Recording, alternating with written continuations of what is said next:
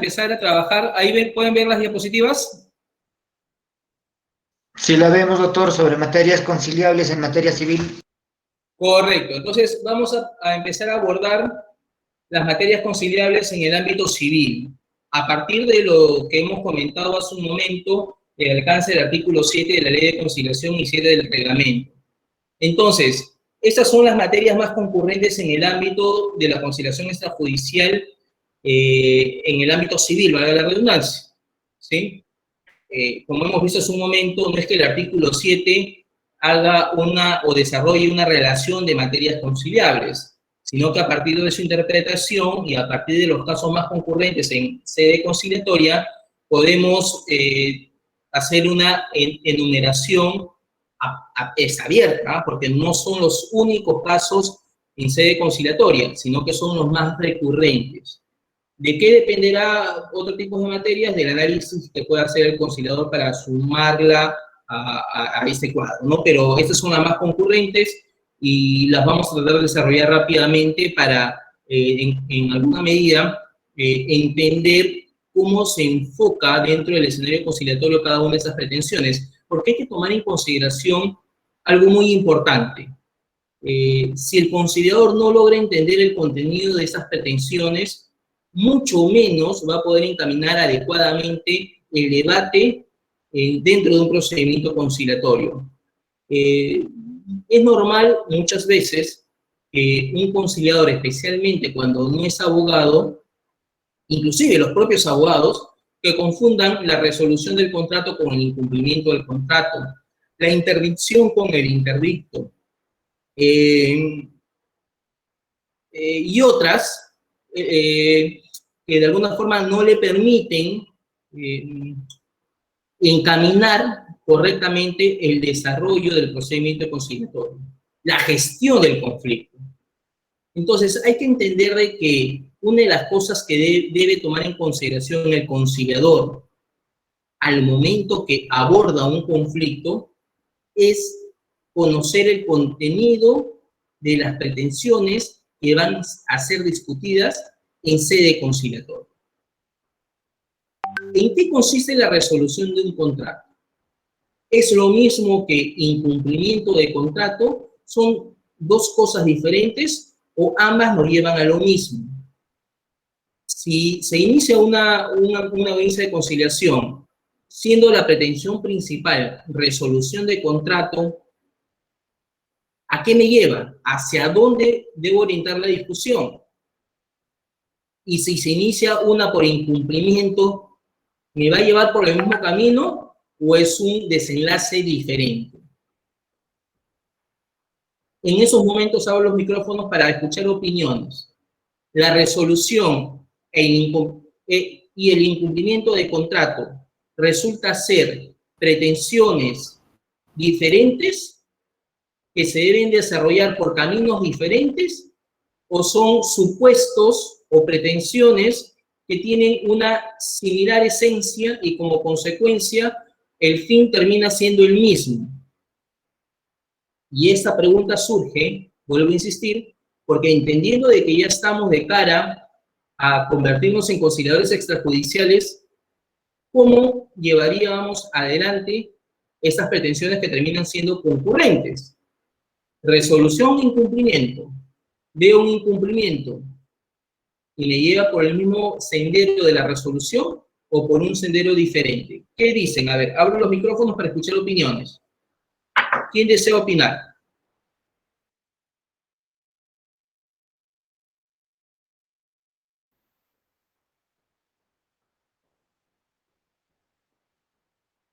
¿Hay diferencia o no?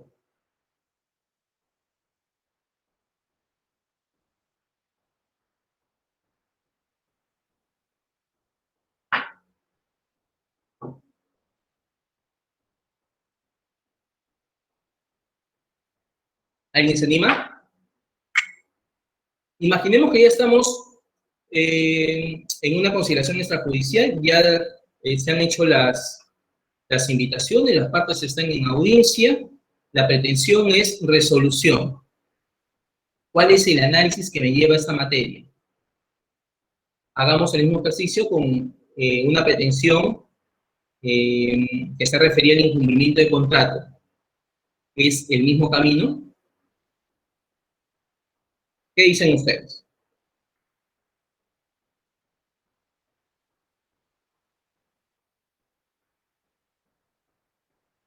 ¿Se anima? Doctor, Lo escucho. no le estoy captando bien la pregunta, pero quiero entenderle. La resolución contractual, le estoy entendiendo que puede ser llevado como un procedimiento similar a una resolución, no, perdón, un incumplimiento de contrato. A ver, mi pregunta en concreto, doctor, es la siguiente. ¿Incumplimiento y resolución son lo mismo? Como conciliador extrajudicial, ¿tomaré el mismo camino para gestionar el conflicto y finalmente resolverlo? ¿O son pretensiones disímiles, diferentes, que me van a llevar por caminos distintos? Porque se opone uno con el otro, son diferentes. O A ver, quizás son lo mismo. ¿Qué a dice ver si le usted? entendí, doctor. Para mí, la resolución contractual e incumplimiento de contrato son cosas diferentes. ¿Ok? La resolución contractual puede ser como producto del incumplimiento de una de las partes. ¿Ok? Por consiguiente, La tendrían que resolución, ser dos cosas la diferentes. resolución es la consecuencia, en buena cuenta. Por supuesto que sí. ¿Ok? Otra opinión. A ver, ¿quién más se anima? Hagamos una lluvia de ideas. Y a partir de eso, lleguemos a un concepto o un acercamiento del concepto.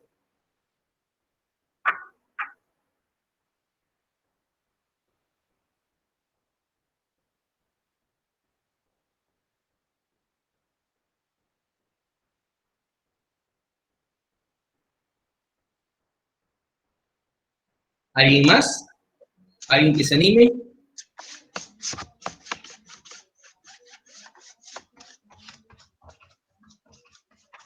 A ver, vamos a tratar de responder ese interrogante.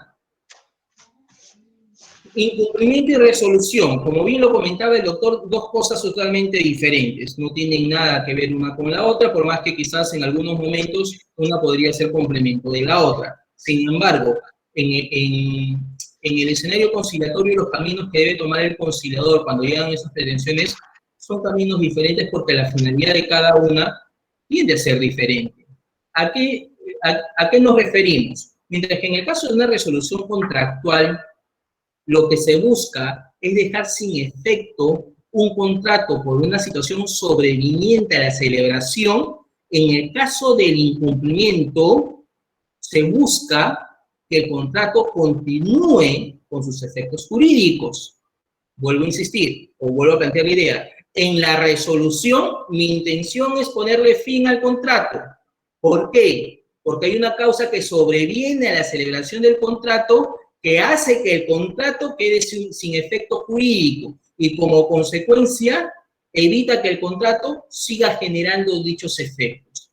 En el caso del incumplimiento, lo que yo voy a buscar es, a partir de que se genere el incumplimiento, que la parte que ha incumplido con esa prestación le dé cumplimiento a esa obligación, con la finalidad de que el contrato se pueda cumplir según su contenido. Y en la medida que eso sea así, lo que yo voy a buscar es una continuidad del contrato a partir del cumplimiento de las prestaciones que se han inejecutado.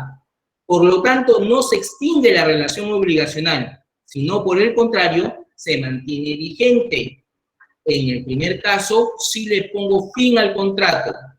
La inejecución de las obligaciones genera que la parte que se ha visto perjudicada se haga valer de la resolución para ponerle fin al contrato y que el contrato deje de surtir efectos jurídicos. Si yo estoy en una resolución, entiendo que las partes lo que vienen a buscar es que el contrato quede sin efecto. ¿Por qué? Porque hay una situación que sobreviene a la celebración del contrato que declara ineficaz las prestaciones y como consecuencia le pone fin al contrato que se ha celebrado. Y por tanto, los efectos jurídicos que se generan. En cambio, en el incumplimiento, vuelvo a insistir, si bien es cierto, hay una inejecución de las obligaciones, lo que busca una de las partes es que esa prestación que se ha incumplido, que se ha cumplido defectuosamente, se cumpla según los parámetros contenidos en el contrato. Y siendo así, la búsqueda de las partes es que el contrato continúe vigente. La relación contractual no se extingue, la relación contractual continúa. Las partes se compelen, se obligan a ejecutar las obligaciones con la finalidad de que ésta surta plenos efectos jurídicos.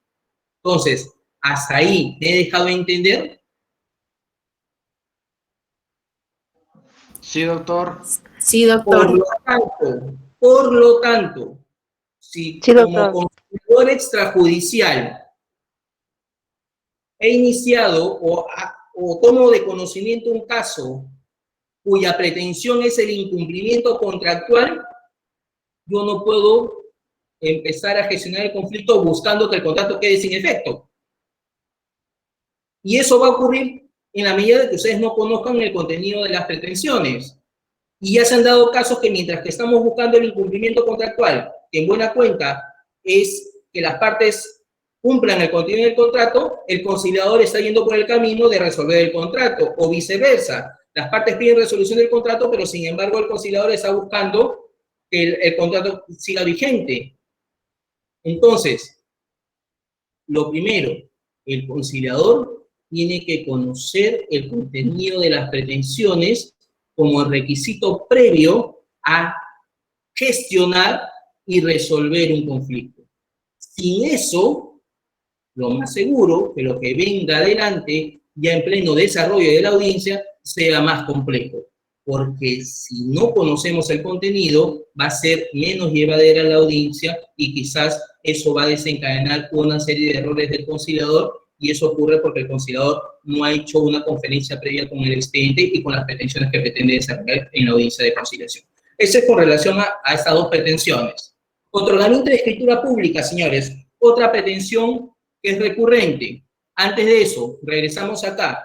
Recuérdese, resolución de contrato, ¿cuál es su esencia? Es un derecho obligacional. Incumplimiento del contrato también es un derecho obligacional. Señores, ¿eso tiene estimación patrimonial? Vamos al artículo 7. ¿Tiene estimación patrimonial? Sí tiene estimación patrimonial. Tiene un contenido económico. Se puede tener una estimación económica. Por lo tanto, si tiene una estimación económica, es una materia conciliable. Entonces, cumplimos el artículo 7. Y si ustedes se dan cuenta, cuando hablamos de resolución de contratos, el propio Código Civil te dice de que la resolución del contrato puede ser resuelto en vía judicial o vía extrajudicial. Lo mismo ocurre con el incumplimiento, vía judicial o vía extrajudicial. Por lo tanto, yo puedo, en ese caso, ventilar en una sede conciliatoria la resolución de contrato con carácter obligatorio. Otorgamiento de escritura pública. ¿Tiene estimación patrimonial? Sí, tiene estimación patrimonial. ¿Sobre qué radica esta pretensión? Sobre un derecho real, que es la propiedad. Entonces, ¿la propiedad tiene una estimación patrimonial? Sí, tiene una estimación patrimonial. ¿Cumple la característica del artículo 7? Sí lo cumple. Vamos a examinar qué labor desarrolla el conciliador en esta pretensión. Lo primero, alcance sobre el otorgamiento de la escritura pública. Los errores más recurrentes en la conciliación extrajudicial respecto a esta pretensión. Señores, pregunta. Cuando hablamos de otorgamiento de escritura pública, ¿cuál es la labor del conciliador extrajudicial en estas pretensiones? Suelto ideas. ¿Será la de reconocer el derecho de propiedad? ¿Será el de escriturar el documento que se encuentra en contrato privado? ¿Será simplemente dotar de formalidades el acto? ¿Cuál es la labor del conciliador extrajudicial? ¿Qué debemos entender por otorgamiento de escritura pública? Porque es un tema recurrente en sede conciliatoria. Entonces, por lo tanto, ¿cómo delimito mi labor? ¿Reconozco el derecho? Yo mismo escrituro el documento privado, solamente doto de formalidades el acto. ¿Cuál es mi labor? Abro micrófono para escuchar opiniones.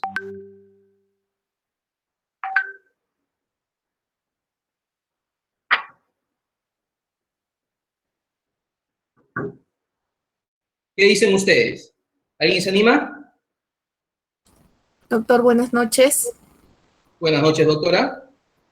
Eh, bueno, yo opino que es dotar de formalidad el acto. Dotar de formalidad del acto. Sí, claro. Porque ya hay un contrato privado.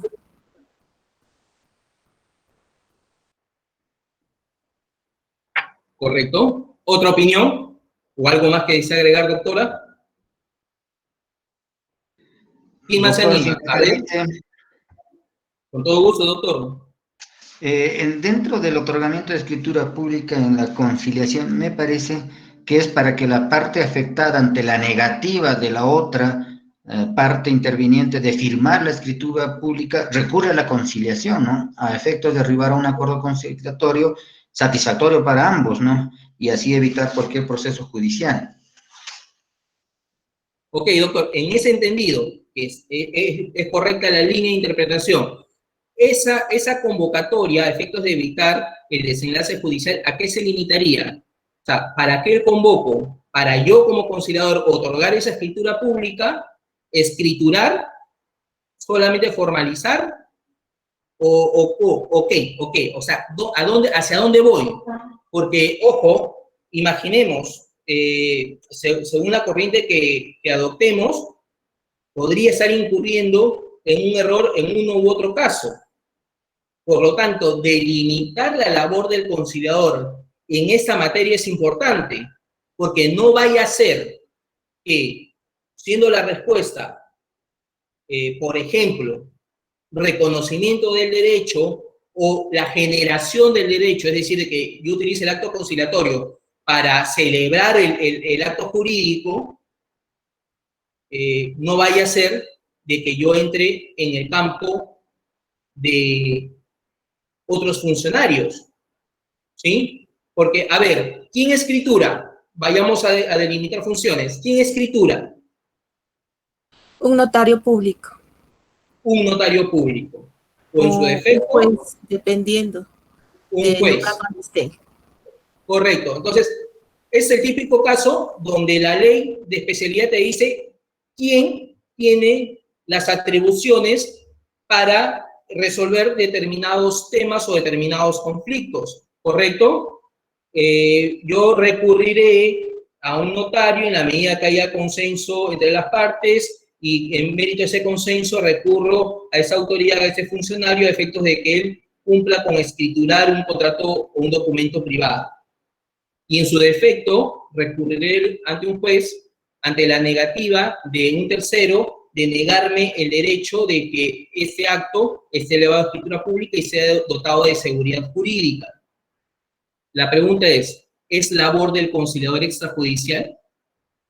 No es labor del conciliador extrajudicial. Pero, ¿cuál sería nuestra labor si finalmente opera a nivel del notario público o en su defecto ante la falta de consenso ante el operador de justicia? Entonces, ¿cuál sería nuestra labor? ¿Por qué el otorgamiento de escritura pública? ¿Qué debería yo poner en el acta? Si finalmente es el notario o es el órgano jurisdiccional.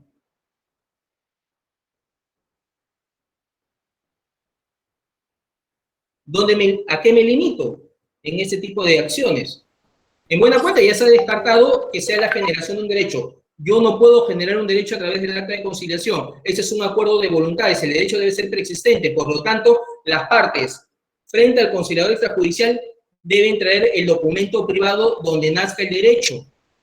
Ese debe ser un medio probatorio dentro del expediente conciliatorio, porque ojo, ustedes no van a crear el derecho ya preexiste, el acto jurídico existe, y las partes recurren al conciliador extrajudicial con la finalidad de que ese acto privado, ese acto jurídico, al cual las partes le han negado solemnidades y formalidades, sea formalizado.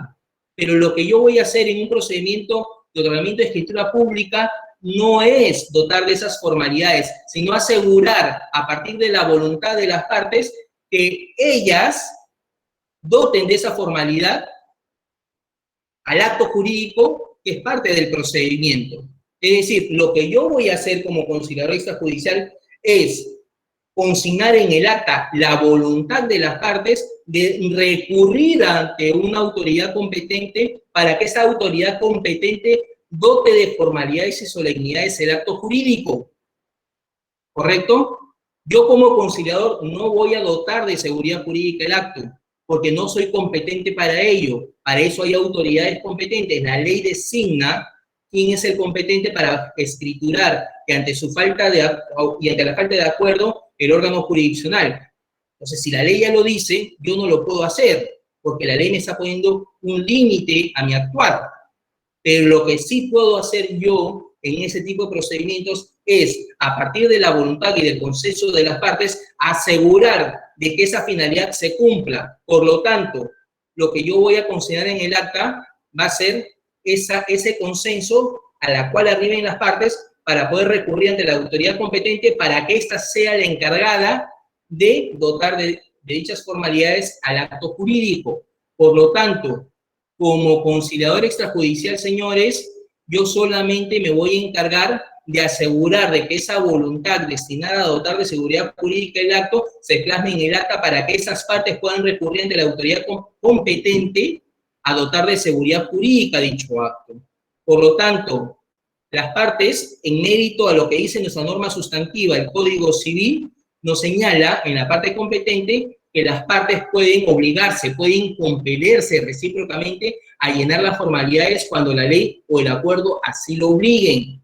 En ese caso estamos ante una obligación legal, porque la ley obliga a las partes a dotar de formalidades el acto jurídico, ¿sí? Y si eso es así, las partes están obligadas a cumplir con dichas formalidades. Si no las cumplen, pueden recurrir a un centro de conciliación para que esas partes puedan, por sí mismas y a partir de sus voluntades, obligarse a dotar el acto jurídico de dichas formalidades. En este procedimiento, señores, no se discute el derecho de propiedad, menos aún se reconoce. Ya el reconocimiento preexiste.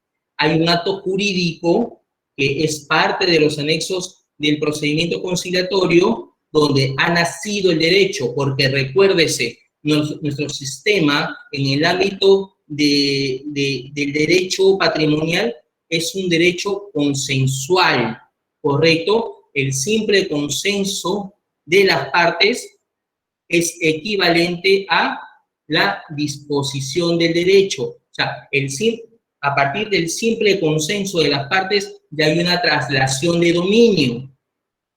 Nosotros tenemos un sistema consensual, ¿sí? Tenemos no un sistema constitutivo de derechos como es el sistema alemán, sino nosotros tenemos un sistema consensual, ¿correcto? Mientras que en el sistema alemán, a partir de la inscripción se genera el derecho, nosotros lo hacemos a partir del consentimiento de las partes.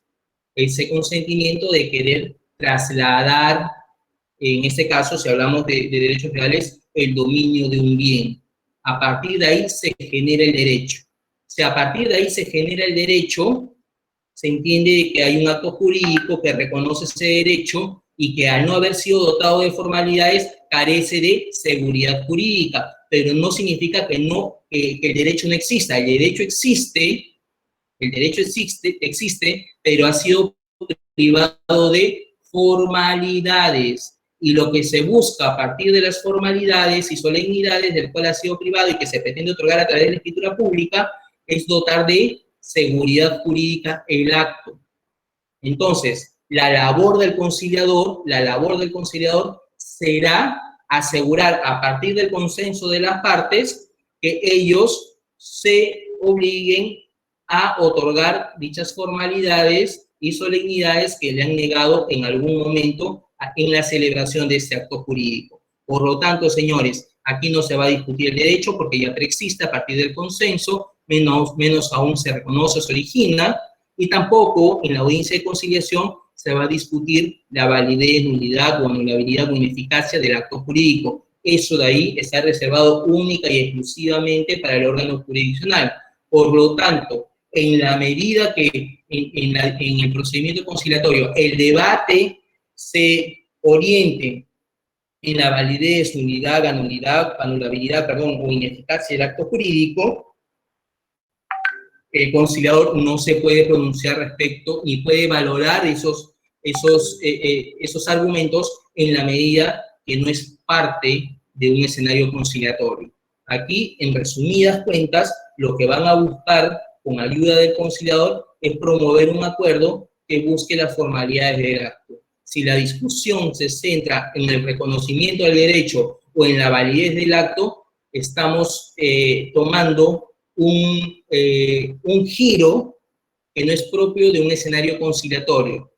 ¿Puede ser objeto de cuestionamiento? Sí, puede ser objeto de cuestionamiento del acto jurídico. Sin embargo, ese cuestionamiento no se discute en sede conciliatoria, sino se discute en sede judicial. Entonces, la finalidad es esa.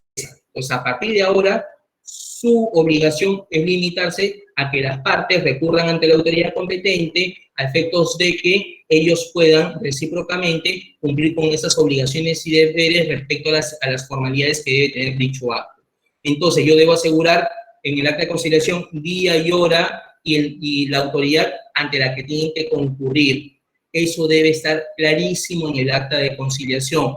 ¿Cuándo? ¿Cómo? ¿Dónde? ¿Quién va a asumir los gastos? Todo eso debe estar dentro del acta de conciliación. Sin embargo, vuelvo a insistir, la discusión del derecho y la validez no son parte de esos procedimientos.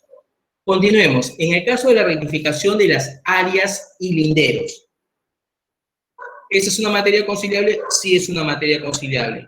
¿Tiene una estimación en dinero? Tiene una estimación en dinero. Entonces, ¿cuál es la labor del conciliador en ese tipo de pretensiones? A ver, lo podemos mirar bajo dos dimensiones, ¿sí? Bajo dos variantes.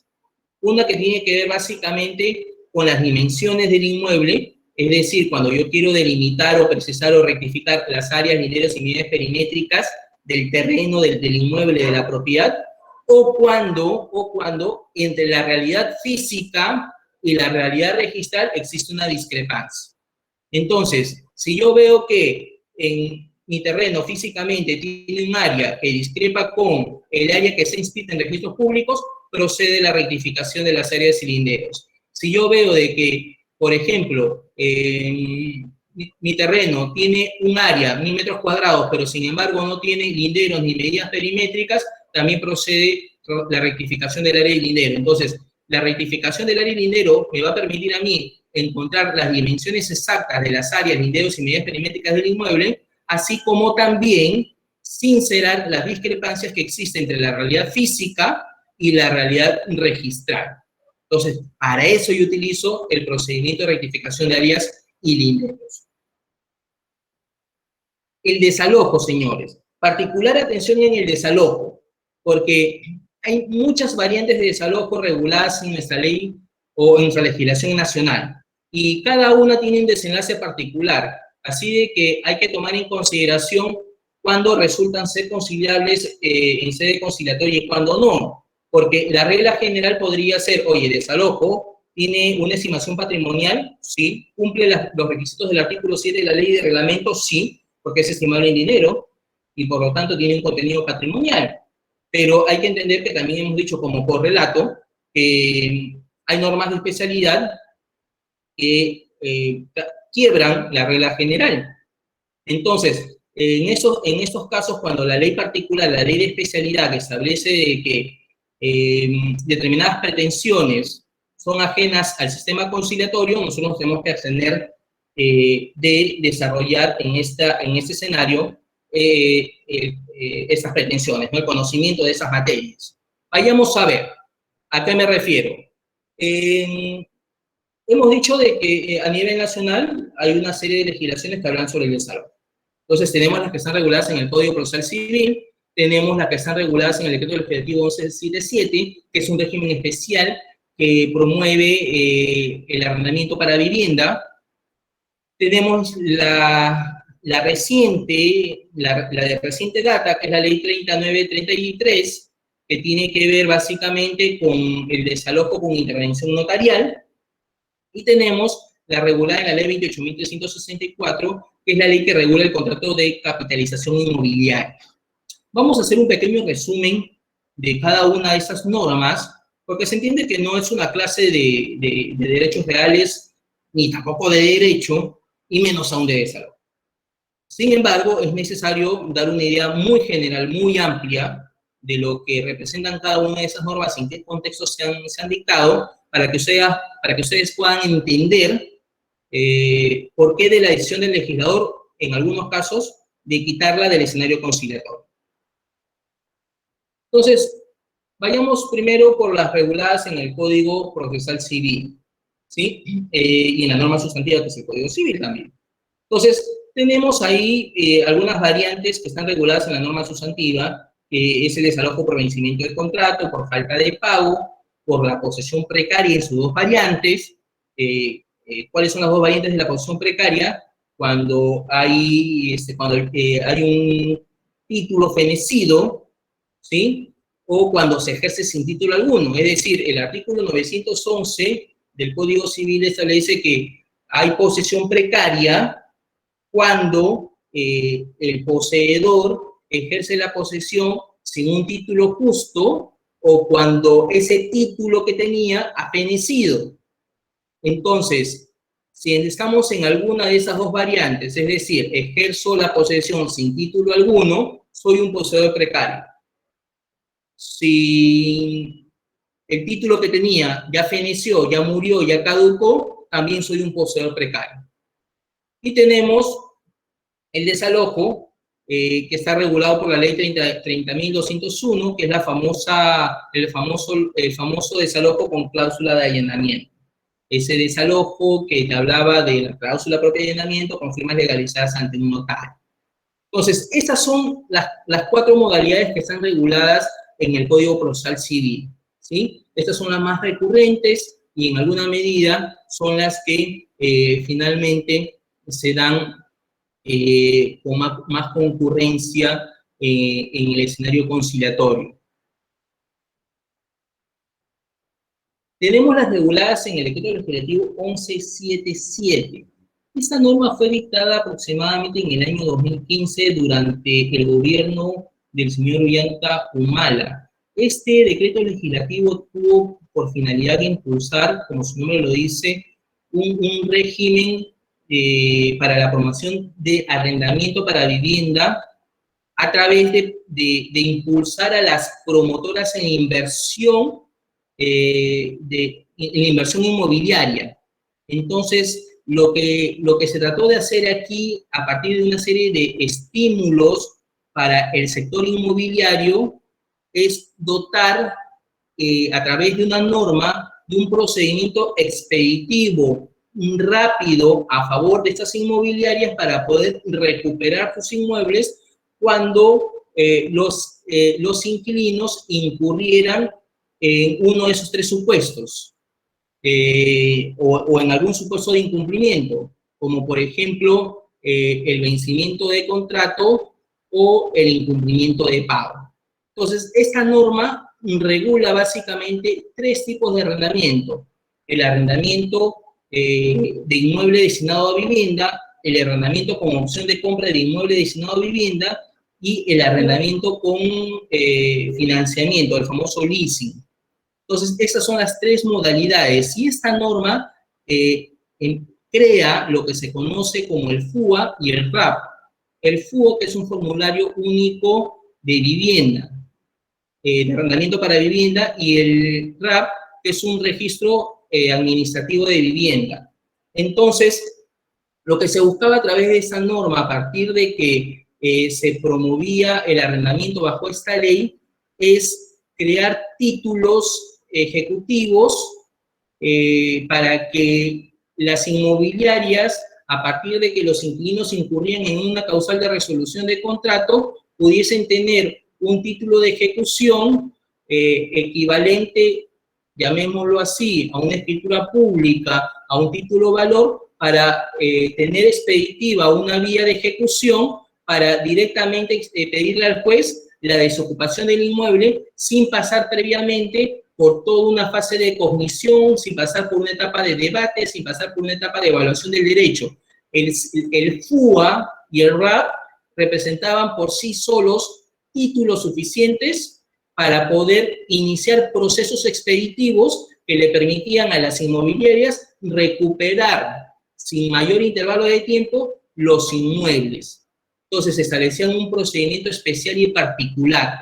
Desde mi forma de ver las cosas y sin perjuicio de que en otro momento, en otro contexto, se pueda hacer una mejor ampliación de estas normas, se creaba lo que nosotros podríamos denominar una real vía expeditiva, ejecutiva y un verdadero desalojo express. Lamentablemente esta norma no tuvo la acogida que se esperaba y porque también, con sinceridad, era muy tortuosa. No funcionó bien porque, por ejemplo, el RAP era un registro que administraba el Ministerio de Vivienda, se pedían una serie de protocolos y por ahí hubo una desmotivación.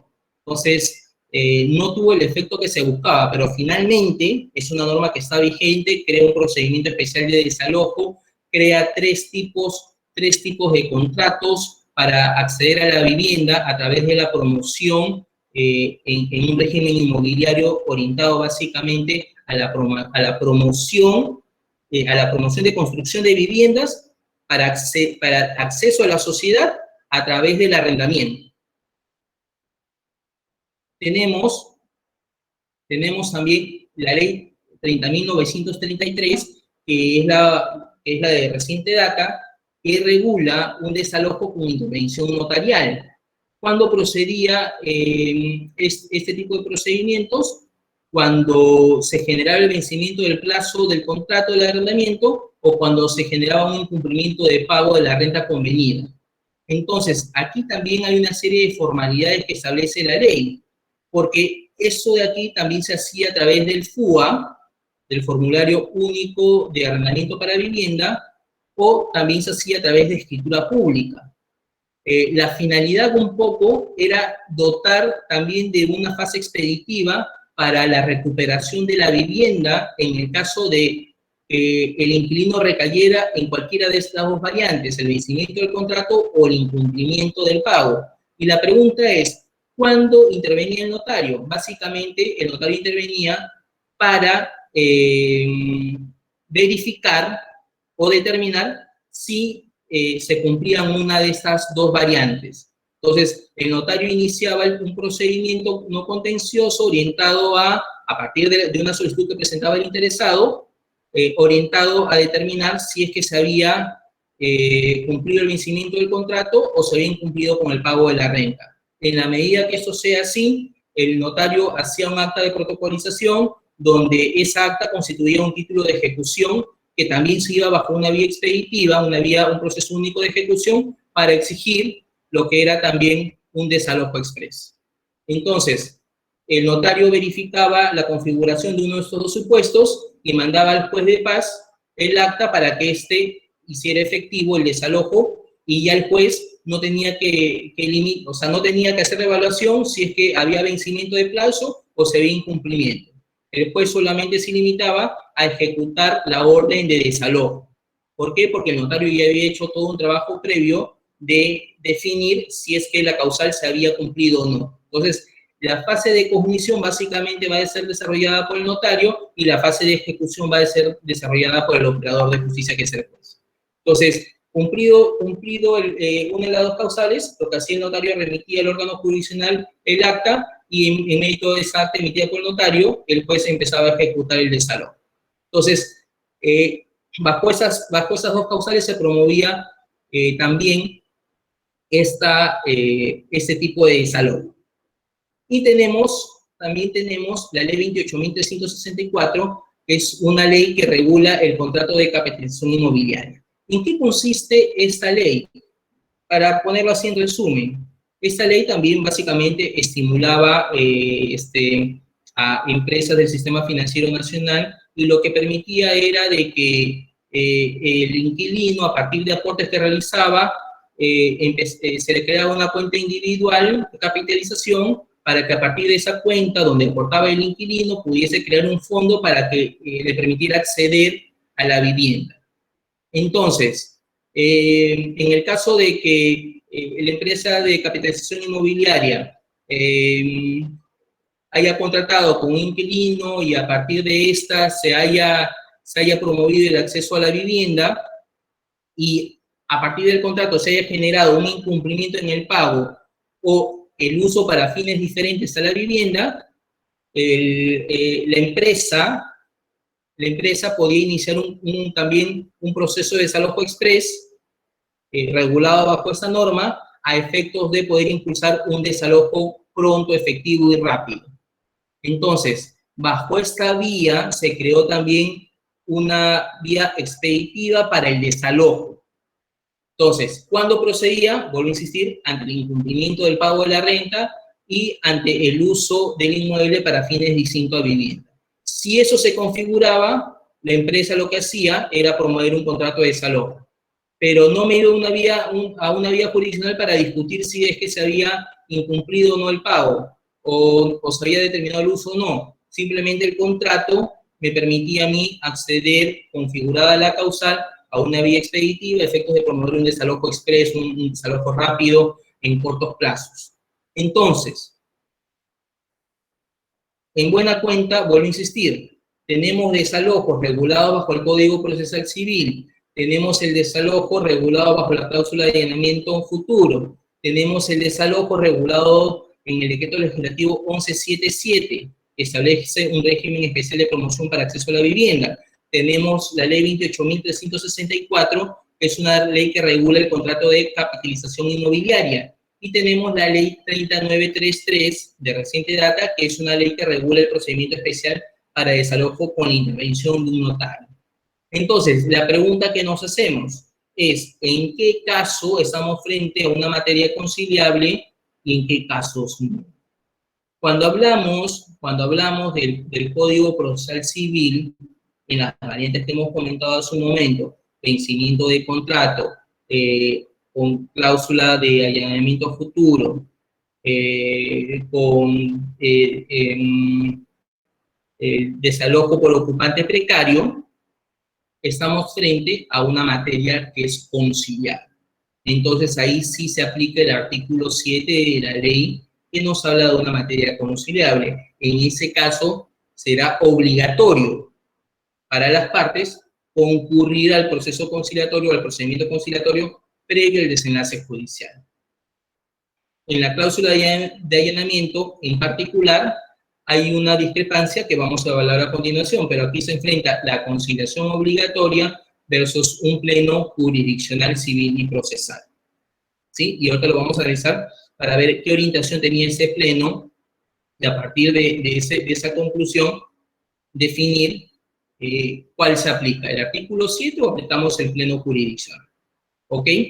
En el decreto legislativo 1177, que establece este régimen especial para el acceso a la vivienda, no procede la conciliación extrajudicial.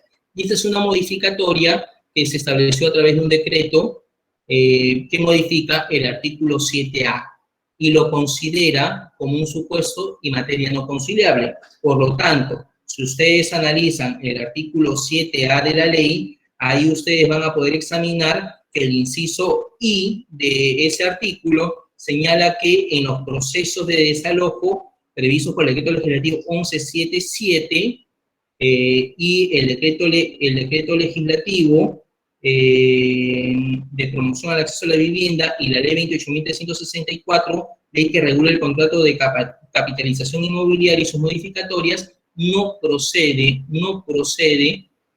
la conciliación extrajudicial. Entonces, aquí vemos un caso puntual donde donde el Congreso de la República ha expresado de forma literal en una norma el deseo de que esos desalojos regulados por esa ley especial no pasen por el desarrollo del procedimiento conciliatorio. Por lo tanto, cuando al centro de conciliación se constituya un caso de esa naturaleza al amparo del artículo 1177 y ustedes tengan que definir si admiten o rechazan, ustedes tienen que ir al artículo 7A, inciso I de la ley, y van a ver de que ese desalojo al amparo de esa norma no constituye una materia conciliable. Entonces, es un supuesto y una materia no conciliable. ¿Qué pasa con la ley 28.364? En el mismo caso, el mismo inciso recoge el mismo contenido. Constituye una materia no conciliable. Entonces, la esencia de la norma y la vocación que ha tenido el legislador es de que en esos casos particulares, especiales, crear una ficción jurídica donde esos casos particulares de desalojo no pasen por la conciliación extrajudicial. Entonces, en esos casos de desalojo, se ventilarán directamente en sede jurisdiccional. Ahora, ¿qué pasa con la ley 30.933? La ley que regula el procedimiento especial con intervención notarial. En esos casos, señores, no hay un pronunciamiento del legislador respecto a convertir esa norma o el desalojo amparado en esa norma en una materia no conciliable, como ha ocurrido en los anteriores casos. Si la voluntad del legislador hubiera sido que los alcances de esos desalojos regulados bajo esta ley no pasen por la conciliación extrajudicial, hubiesen aplicado la misma mecánica que han aplicado en el decreto legislativo 1177 y en la ley 28.364. Es decir, que el mismo espíritu de la norma establezca una limitación para el ejercicio de la función conciliatoria. En tal medida, no habiendo sido así y no habiéndose establecido una limitación con relación a ese ejercicio, se debe entender de que en esos casos la ley de conciliación está vigente, salvo que por una ley complementaria se establezca lo contrario, cosa que hasta el día de hoy no ha ocurrido. Por lo tanto, en esos casos sí procede, desde mi forma de ver las cosas, la ley de conciliación y lo convierte en una materia conciliable. Con relación, y vamos un poco al debate que planteamos hace un momento cuando hablábamos de la cláusula de allanamiento futuro, esa cláusula que se conoce como desalojo express, la que se regula mediante la ley 30.201. Aquí se armó un debate muy interesante por allá en el año 2017, donde a través de un pleno jurisdiccional civil y procesal civil, reunidos los jueces de la ciudad de Chiclayo, establecieron que el acta de conciliación extrajudicial no era necesario, o sea, no era exigible, en los procesos de desalojo regulados en el artículo 594, o sea, lo del desalojo con cláusula de allanamiento.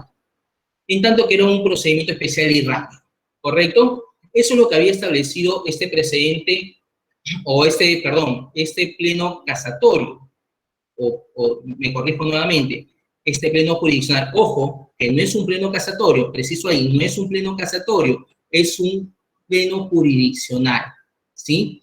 No es un pleno casatorio. Los plenos casatorios sí son de observancia obligatoria por todos los jueces a nivel nacional.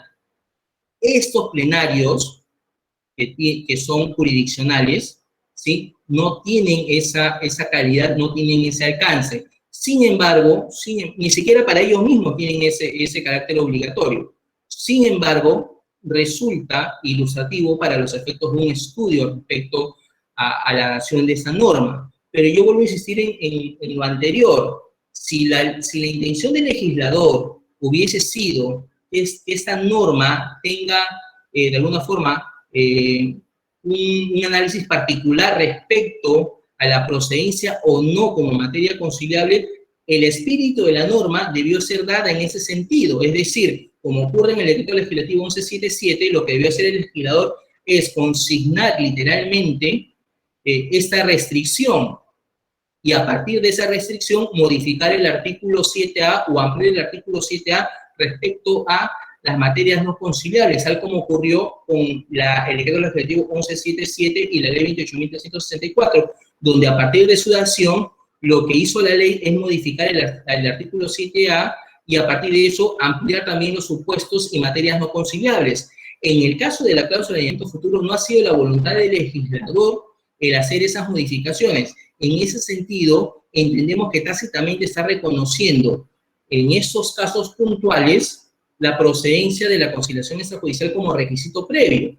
Caso contrario, vuelvo a insistir, lo hubiese establecido desde la esencia de su norma, cosa que no ha ocurrido.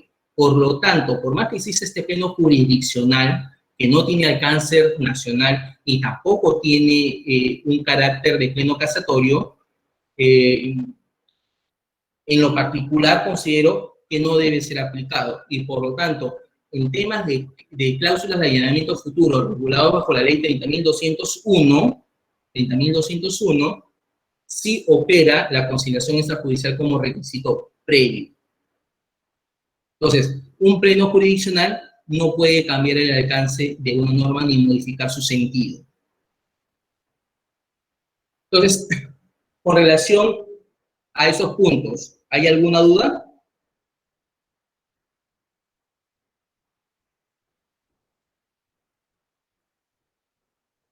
Ok, si no hay dudas, vayamos a analizar lo que es el interdicto y en ese sentido resalte una pregunta. ¿Es lo mismo interdicto que interdicción? ¿Qué dicen ustedes? ¿Es lo mismo interdicto que interdicción?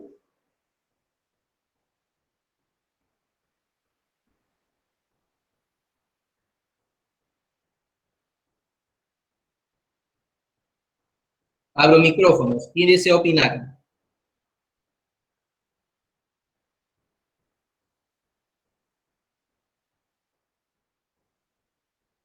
Y ojo, eso tiene especial importancia en un escenario paralelo o particular, tal como lo hemos comentado hace un momento. Es importante que el conciliador establezca diferencias en el contenido de las pretensiones, porque si no los tiene claros, puede equivocar el desarrollo del procedimiento. Porque el interdicto nos lleva por un camino y la interdicción nos lleva por otro. Pero la pregunta es, ¿en qué los diferencio? ¿Cómo los diferencio?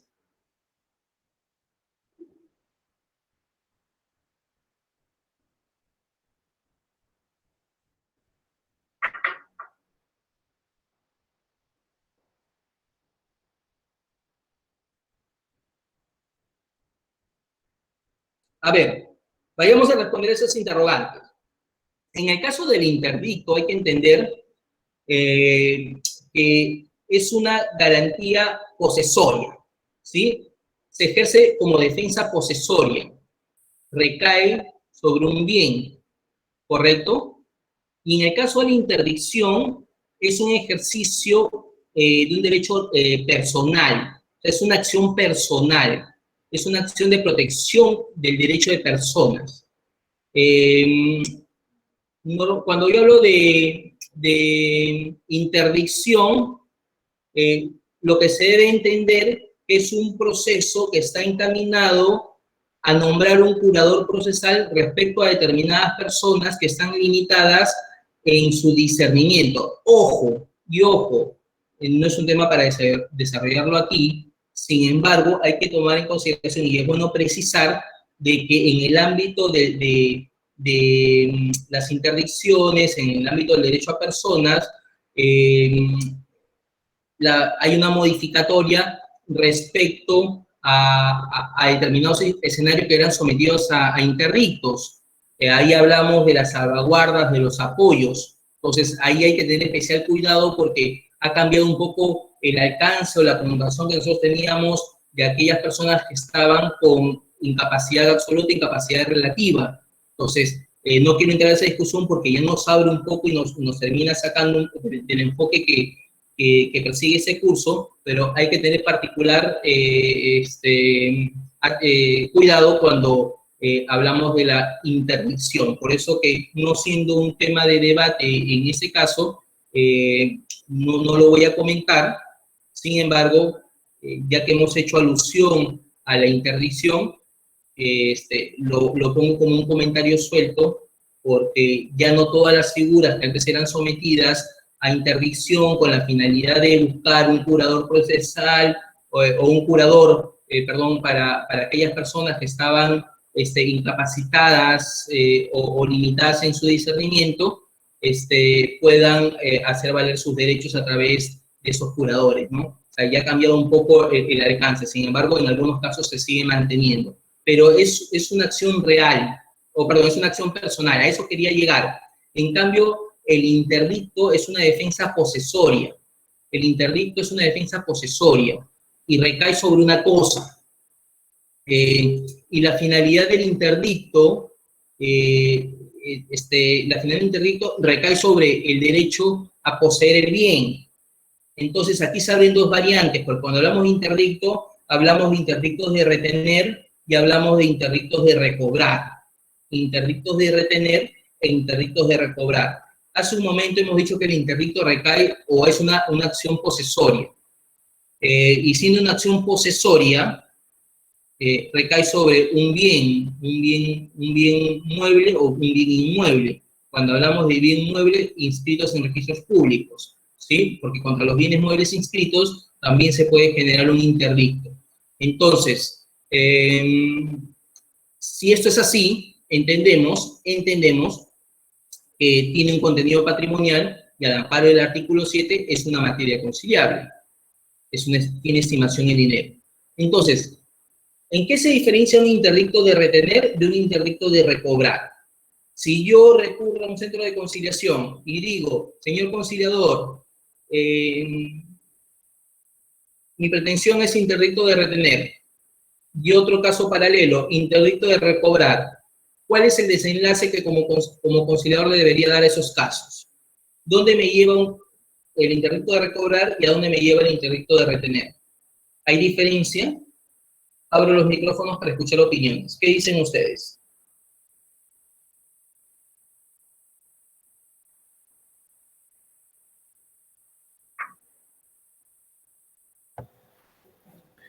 Doctor, buenas noches. Buenas noches, doctor.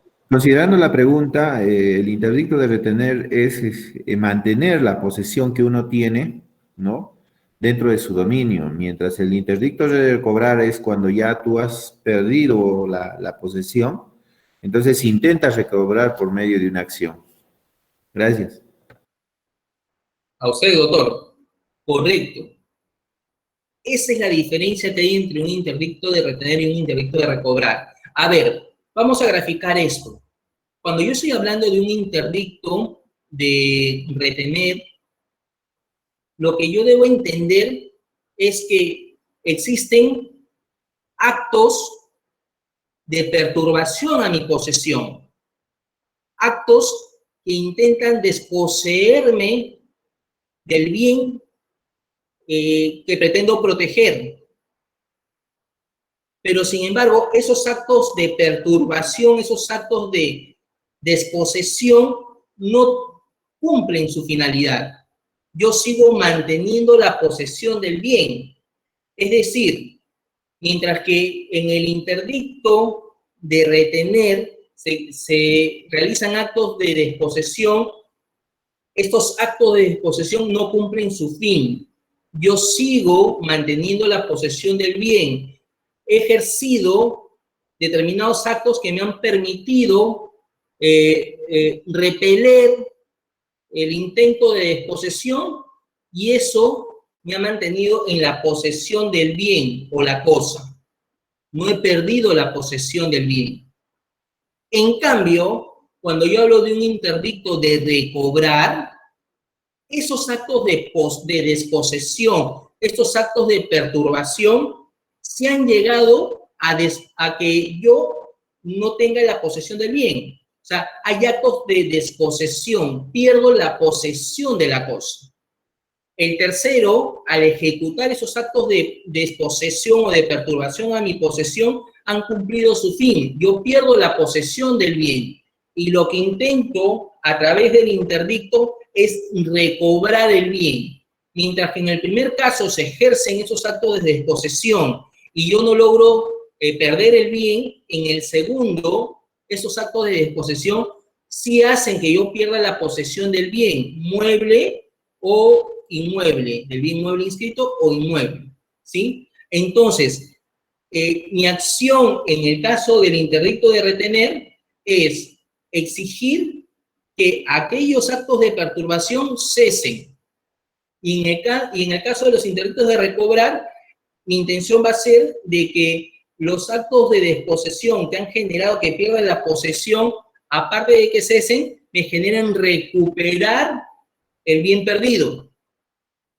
En el primero no pierdo la posesión, en el segundo sí lo pierdo. Yo inicio el interdicto en el primero para que esos actos cesen y mi posesión no se ponga en peligro. En el segundo caso, tiene intención de que yo recupere el bien perdido. Entonces, hay diferencia. Como conciliador, tengo que tener clara la diferencia, porque si es un interdicto de retener, yo no puedo buscar recobrar, porque voy a entender de que no conozco el alcance de los interdictos. Entonces, el interdicto de retener tiene por finalidad de que los actos de disposición cesen y no perturben mi derecho a poseer. En cambio, en el interdicto de recobrar, tiene como finalidad recuperar la cosa perdida. ¿Se entendió? Entonces, ahí lo vemos. Los interdictos constituyen defensas posesorias. Tenemos el interdicto de retener regulados en el artículo 603 del Código Procesal Civil y el interdicto de recobrar en el artículo 604. En el interdicto de retener, en ambos procede la conciliación extrajudicial. En el primero no soy desposeído, en el segundo intento que se repongan las cosas a un estado anterior. Señores, reivindicación. ¿Qué es la reivindicación? ¿Alguien tiene una idea?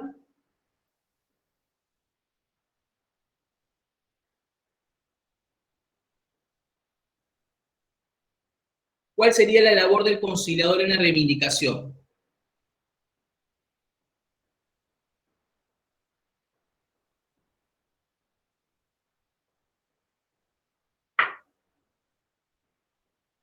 ¿Qué es una reivindicación?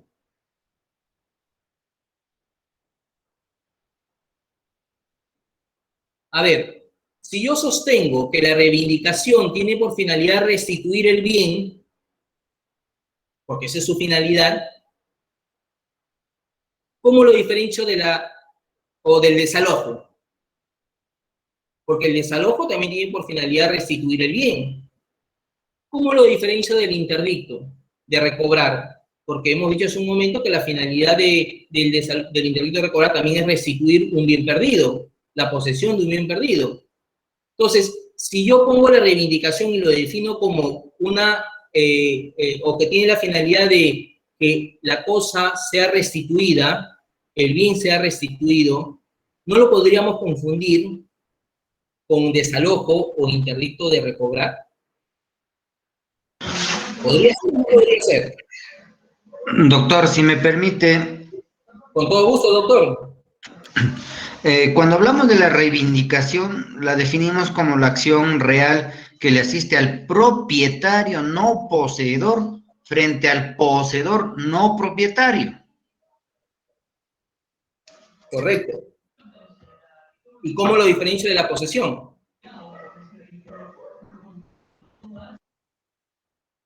La pregunta es, por ejemplo, ¿un propietario puede ser vencido por un posesionario?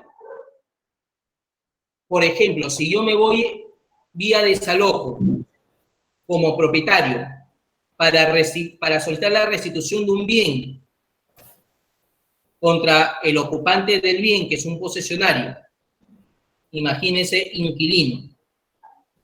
Yo podría ser derrotado por mi inquilino en un proceso de desalojo siendo propietario. Sí, podría ser. ¿Podría ser Cuando se vencido dé- o no? Sí, porque se puede dar el tema de la prescripción. ¿Mm? ¿Qué dice? Claro que sí, doctor, porque puede darse el tema de la prescripción. Si yo entiendo que el desalojo es un... Podría pedir lo que es un desalojo por ocupante precario. ¿Ya? Pero si yo en pleno proceso, doctora, acredito que no soy ocupante precario, ¿podría vencer a mi propietario? Estas preguntas, Si ya tiene más de 10 años, doctor, podría ser pero de si yo acredito posesión. Si tiene más de 10 años de posesión. pero si yo acredito, usted puede tener más de 10 años, pero quizás el tiempo no le da derecho a convertirse en propietario a través de la prescripción adquisitiva. Por ejemplo, si hay un contrato de por medio, usted podría alegar la prescripción adquisitiva de dominio. Si usted es un guardián de la cosa, del bien, podría convertirse en propietario a través de la prescripción adquisitiva de dominio. Por supuesto que no. No se admiten esos casos. Ahora, al margen de eso, podría yo discutir en un proceso sumario, porque estamos hablando del desalojo y el desalojo es vía sumaria. Podría yo discutir el desalojo dentro de un proceso de desalojo vía sumaria, el tema de la prescripción adquisitiva, que es un proceso abreviado. En un desalojo. Estoy en un desalojo, doctora. En esos momentos estoy en un desalojo. Imaginemos que estamos en un desalojo. Y la pregunta inicial era si un propietario podía ser vencido por el posesionario. Las respuestas eran, sí, doctor, a través de una prescripción adquisitiva de dominio. Pero lo que yo estoy comentando en esos momentos es, por la naturaleza del proceso, usted me va a poder plantear vía reconvención la prescripción adquisitiva o no.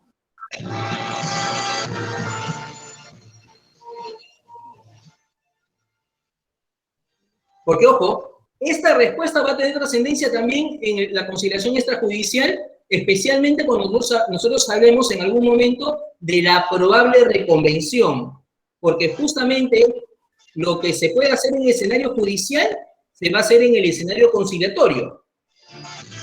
Entonces, si no se puede hacer en el escenario judicial, tampoco se puede hacer en el escenario conciliatorio a partir del primer precedente de observancia obligatoria en el ámbito de conciliación extrajudicial, que lo vamos a ver más adelante. Y aquí adelanto opinión, y solamente lo hago con la intención de resolver ese interrogante que he planteado y a partir de los comentarios que se han sumado que son interesantes. La cuestión es cómo empezar a razonar a partir de lo que se da en una instancia judicial en el escenario conciliatorio, o sin tratar de ir al escenario judicial, cómo resolvemos eso en un escenario conciliatorio. Porque podría darse lo que yo estoy planteando en un escenario conciliatorio, sí, si por ejemplo, se inicia una solicitud por desalojo y mi contraparte, la parte indicada, me presenta una probable reconvención y me dice prescripción adquisitiva, ¿yo cómo tengo que analizar eso? Primero, admito o no la reconvención, la probable reconvención en sede conciliatoria. Entonces, estas cositas que estamos hablando son las cosas que tienen trascendencia en la conciliación extrajudicial y justamente eso, resolver estas cuestiones que son importantes, van a hacer que ustedes escapen de posibles sanciones ante el ente rector, que es el Ministerio de Justicia, porque ellos podrían aplicar sanciones por la mala práctica en el ejercicio de la función conciliadora. Y lo que se trata aquí en estos cursos es dotarlos a ustedes de las máximas herramientas para que no incurran en esas infracciones. Y eso va a ser posible a partir del análisis correcto de esas normas. Entonces, por lo tanto, estamos en reivindicación y vuelvo a la pregunta. Estando en ese escenario, o antes de entrar a la reivindicación y regresando a los procesos de desalojo, un propietario podría ser vencido por un posesionario, la respuesta es sí, como lo comentaba el doctor. Lo único que hay que entender en qué contexto particular lo puede vencer.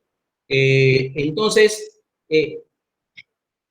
respondiendo otra consulta que se hacía es, si bien es cierto, las tres pretensiones, reivindicación, desalojo e interdicto de recobrar, tienen por finalidad restituir el bien a favor de su titular, ¿sí? Las connotaciones y el centro de la discusión son diferentes, porque como comentábamos hace un momento, tanto en el desalojo como en la interdicción, lo que se discute es el derecho de posesión, no el derecho de propiedad. Por lo tanto, si el derecho de posesión está en discusión y yo, por ejemplo, inquilino de un bien, demuestro que mi posesión es justa porque tengo un título justo para poseer, yo puedo vencer a mi propietario. Por lo tanto, en un contrato de arrendamiento, si yo acredito que mi título, mi contrato de arrendamiento está vigente, yo puedo vencer a mi propietario porque el título que mantengo es justo y mi posesión es de buena fe, un título justo de buena fe. Y como consecuencia voy a vencer a mi propietario. Y eso me trae a la colación un caso muy interesante que inclusive ha sido parte de un procedimiento de observancia obligatoria.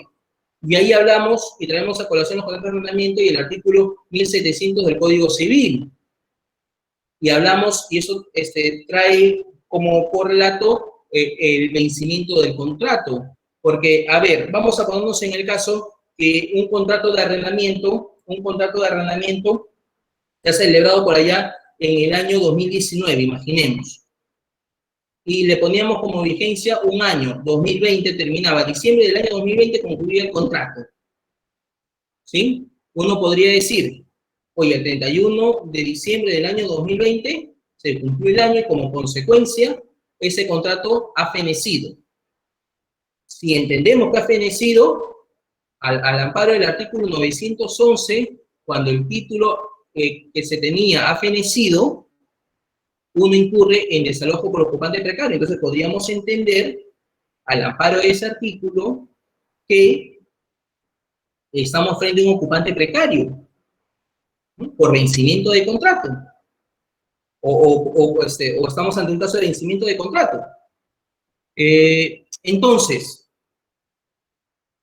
si ese contrato ha continuado hasta el año 2021, por ejemplo, estamos en febrero del año 2021, venció el contrato, pero el contrato sigue de alguna forma regulando la relación entre las partes hasta esta fecha, yo podría decir que estamos frente a un vencimiento de contrato, podría decir que estamos frente a un ocupante precario, podría decir que lo puedo desalojar. ¿Qué dicen ustedes? Porque si yo parto que el contrato venció, yo podría decir por vencimiento de contrato, desalojo, al amparo de las normas que regulan el Código Procesal Civil y el Código Civil. Entonces yo podría decir vencimiento de contrato y por lo tanto hay una obligación de restituir el bien. O podría alegar de que al haber fenecido el título, se ha convertido en un ocupante precario y por lo tanto también procede el desalojo por ocupante precario. Pero ¿eso será así o no será así? Ahora, eso con contratos de reciente data. Imaginemos contratos que han vencido en el año 2000, 2001, y que hasta el día de hoy, 2021, siguen teniendo vigencia. Pero ese contrato nunca se renovó. Las partes nunca se sentaron a renovar o ampliar sus plazos. Desde esa fecha de vencimiento, 2000, 2001, el contrato se ha extendido, llamémoslo así tácitamente, pero no han habido actos de renovación del contrato. Entonces, uno podría decir que venció desde el año 2001, uno podría decir que venció desde el año 2000, uno podría decir que ya venció el contrato, y como consecuencia que se podría postular el desalojo, ¿o no? Imaginemos un caso de esos. En ese caso, yo propietario, podría desalojar a mi inquilino, o en el caso que planteaba la doctora, ese inquilino me podría plantear a mí una prescripción adquisitiva de dominio. ¿Qué dicen ustedes?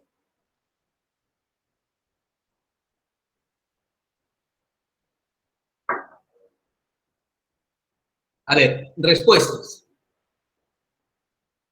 En ese Doctor, caso, y hay que ponerlo más interesante. Hay que ponerle, imagínate, ya que ese inquilino era su familia. ya doctora, láncela usted nada más, láncela. Era la familia. Ya, Ok. que ese inquilino era su familia, ya, pues y entonces, para que no me bote de la casa, le denuncio por violencia familiar.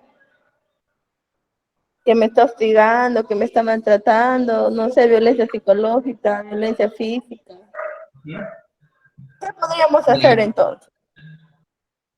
A ver, doctora, entendiendo si usted me lleva por un tema de violencia familiar, eso tiene una vía especial para poder definir y sancionar en el caso de violencia familiar.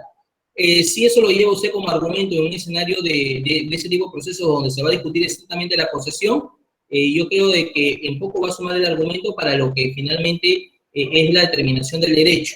El juez lo va a poder tomar como un argumento complementario, pero lo central va a ser si es que él tiene un justo título para poseer o no.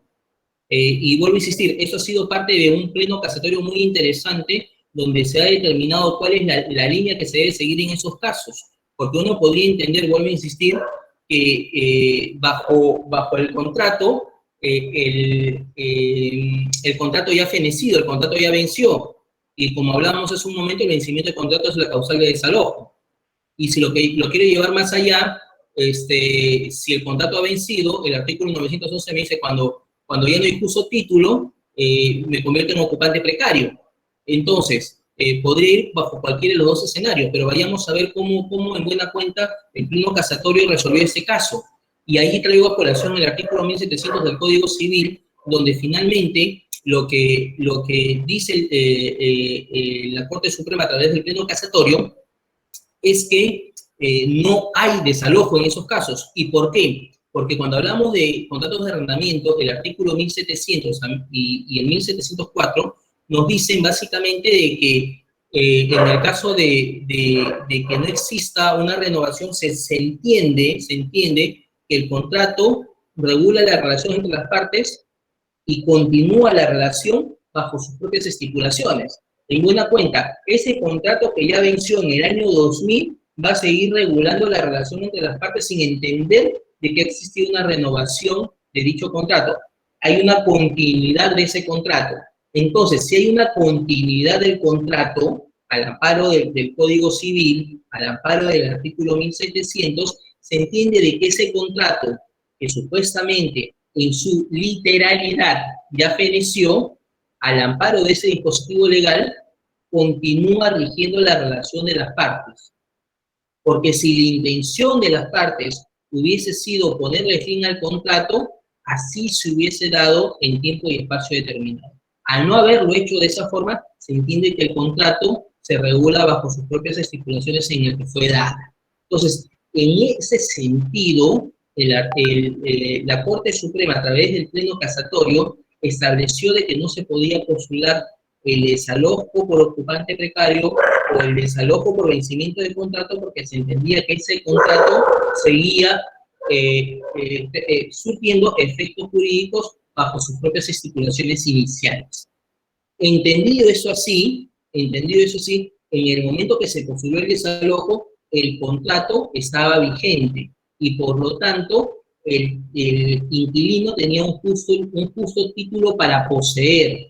Como consecuencia, venció al propietario. Pero lo interesante de este tema es que a partir de este pleno casatorio, la Corte Suprema estableció determinados criterios. ¿Cuáles son los criterios? Si yo quiero ponerle fin al contrato, tengo que comunicarle a mi inquilino, ¿sí?, que el contrato ya no surtirá efectos a partir de esa comunicación. Es decir, el propietario le pone fin al contrato. Esta intención de ponerle fin al contrato debe ser comunicada de forma contundente al inquilino a efectos de que él pueda restituir el bien dentro de un plazo determinado.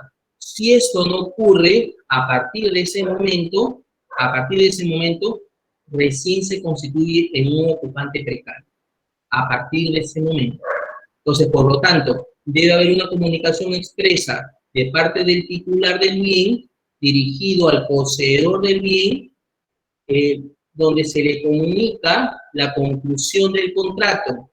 Comunicada la conclusión del contrato y otorgado un plazo para que se retire, que debe ser no menor de 15 días, concluye la relación contractual entre las partes, fenece el título y se habla ya de un fenecimiento. Por eso que también algunos doctrinarios reconocen que con este pleno casatorio, se ha extinguido por completo la causal de vencimiento de contrato, porque el pleno casatorio establece que a partir de la comunicación expresa de la conclusión del contrato, el contrato fenece. Si estamos hablando de fenecimiento, nos remite el artículo 911 del Código Civil, que te habla de ocupación precaria, bajo una de sus variantes, cuando el título que tenía ha fenecido. Entonces, habiendo fenecido el título a partir de la comunicación de ponerle fin al contrato, dar por concluido el contrato, se extinguen los efectos jurídicos del mismo y nace la obligación de restituir el bien. Pasado el tiempo y no restituido el bien, recién yo puedo postular el desalojo por ocupante precario. Por lo tanto, si usted tiene un contrato de desalojo que considera que ya feneció, eso no es así, porque al amparo de ese dispositivo legal hay un marco legal, un dispositivo legal que establece la continuidad de dicho contrato. Y bajo esa disposición normativa, su contrato, que literalmente ya feneció, tiene una continuidad hasta el día de hoy. Salvo que usted le haya puesto, o salvo que usted le haya remitido una carta donde le pone fin al contrato. Si no hay esa carta remitida al poseedor poniendo fin al contrato, se debe entender de que hay una continuación del contrato. Y bajo ese entendido, usted propietario, lo más seguro es que pierda frente a un posesionario.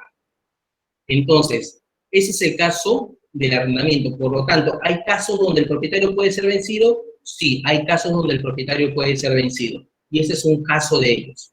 Por lo tanto, entendiendo de que un propietario puede ser vencido en un desalojo, se abren estas otras modalidades que se llama la reivindicación. En la reivindicación lo que se busca es ya discutir el derecho de propiedad, no discutir el derecho de posesión. Véase, y ahí la primera diferencia. Hace un momento hablábamos de posesión, se discute el derecho a poseer. En el interdicto de recobrar también se discute el derecho a poseer. En la reivindicación se discute el derecho de propiedad. Por lo tanto, como bien lo mencionaba hace un momento el doctor, lo que busca la reivindicación es que un propietario no posesionario solicite la restitución del bien, y esa acción va dirigida contra un posesionario que no es propietario. Entonces, vista la reivindicación de esa forma, y entendido de que lo que se va a discutir es el derecho de propiedad, lo que va a buscar esta pretensión en un escenario conciliatorio es que las partes puedan arribar a un acuerdo respecto a la restitución del bien. ¿Sí? Entonces, por lo tanto, lo que se va a definir es la entrega del bien en un plazo, tiempo y lugar determinado. Y esto en mérito al derecho de propiedad que ostenta el titular del derecho, en buena cuenta en la parte solicitante, y la va a dirigir contra el posesionario del bien. Y en ese sentido, y en este contexto, ya el propietario no va a ser vencido por un posesionario, salvo que se den otras variantes, como el mejor derecho de propiedad, que ya nos ubica en otro escenario diferente, pero propietario versus posesionario, donde se discute la reivindicación, lo más seguro es que, cumplido todos los presupuestos, el reivindicante, que es el propietario, en algún momento recupere la posesión del bien.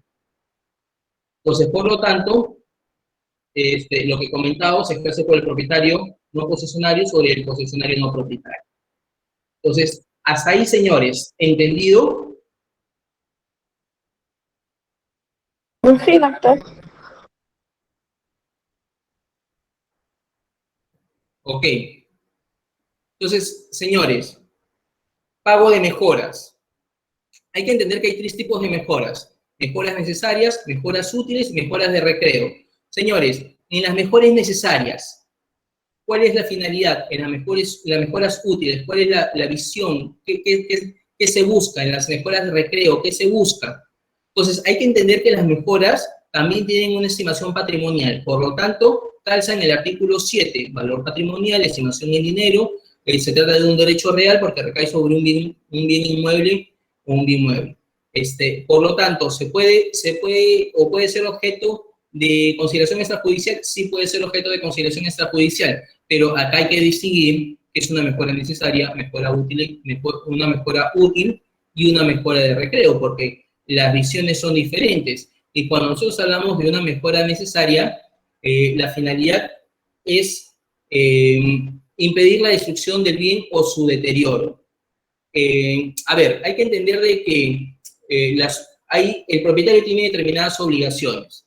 Entre esas obligaciones está la de mantener el bien inmueble, en este caso, vamos a ponerlo como ejemplo. Pero en el caso de que por diferentes circunstancias el propietario del bien no haga ese tipo de inversiones y yo vea una situación donde el bien está por destruirse y hay necesidad de conservar el bien, yo puedo hacer una inversión bajo la modalidad de mejora. Y cuando estas tienen por finalidad impedir la destrucción o el deterioro del bien, hablamos de una mejora necesaria. Pero si yo hago un aumento del valor o de la rentabilidad del bien, hablamos de una mejora útil.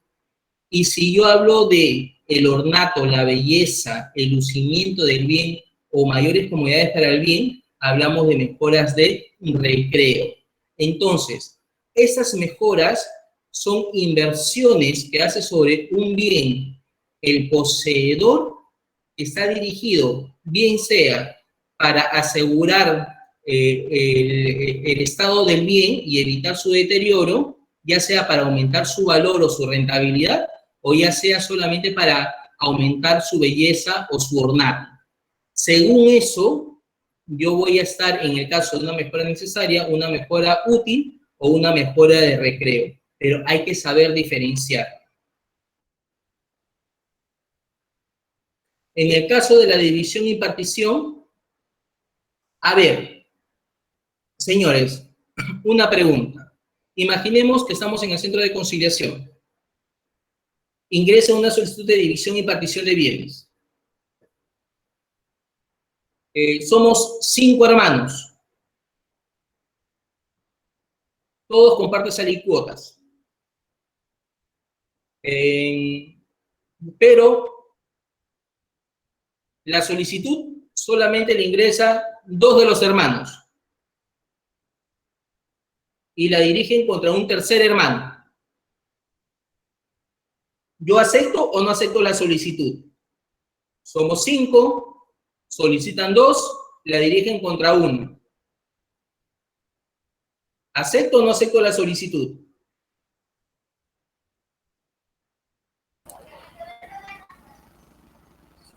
No se podría aceptar, doctor. ¿Y cuál sería el motivo, doctora? Bueno, lo que he estado estudiando es que todas las personas tienen que estar presentes, porque si no están todos presentes no se va a poder conciliar respecto a la repartición y división de bienes, porque todos tienen que estar de común acuerdo. Ya, por lo tanto, usted no admite la solicitud. ¿Correcto? Sí, doctor. Ok, ¿otra opinión?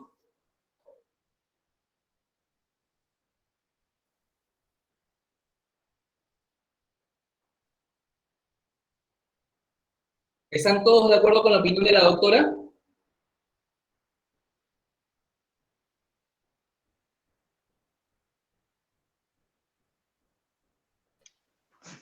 Somos 5 copropietarios, la solicitud se presenta por 2 y se dirige contra 1. Dígame, doctor.